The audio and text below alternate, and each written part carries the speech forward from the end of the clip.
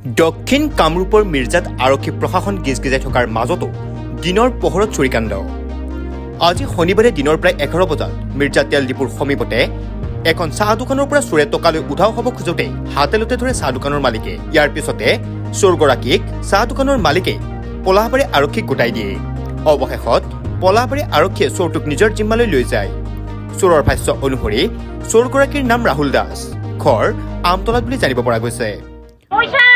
পইচা কেছটো লাৰছে ইবাৰ সাতখন কৰিছে ক'ত আছিল কেছটো ক'ত আছিল আপোনালোকৰ কে আছিল কেছটো কেছ তো নাই কেছ মুখে ইবাৰ দি হাতখন ভৰাই দিছে তাতে আছিলে কেছটো তাতে আছিল তাৰপিছত খুলছিও হয় কেই টাকা নিল গম পোৱা নাই পইচা কোৱাৰ পৰা বিকা পইচাখিনি আছিল আছিল আছে বিকা পইচাখিনি গোটেইখিনি লৈছে আপোনালোকে নিজে দেখা পাইছে মই নিজে দেখা পাইছো মই চোৰ বুলি লৈ গিছে গাঁৱহি পলাশবাৰী তাৰপিছত ক'ত কোনে ধৰিলে পিছত আমাৰ বুঢ়াই ধৰি লৈছে পাছে পাছে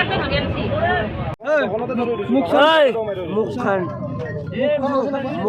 দেখো নাম কি তোৰ নামটো কও নাম কও এই নাম কি ৰাহুল দাস ক'ত ঘৰ ক'ত ঘৰ এই আমতলাত ঘৰ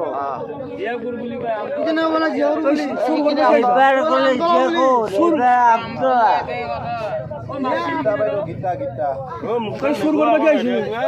সুৰেৰ লক্ষণ নেই কষা কষালে পলাশবাৰীৰ পৰা Jitumoni Sharma report news any 365। Stay informed, stay ahead. News Any 365.